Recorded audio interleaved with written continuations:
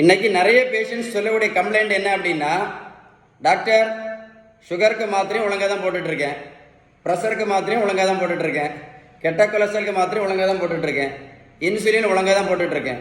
ஆனால் எப்போதுமே இன்னைக்கு வரைக்கும் சுகர் ப்ரெஷர் கெட்ட கொலஸ்ட்ரால் எதுவுமே கண்ட்ரோலில் வந்ததே இல்லை அப்படின்னு. எப்போ பார்த்தாலும் சுகர் பார்த்தீங்கன்னா 200, 250, 300 வரைக்கும் இருக்குன்னு சொல்கிறாங்க.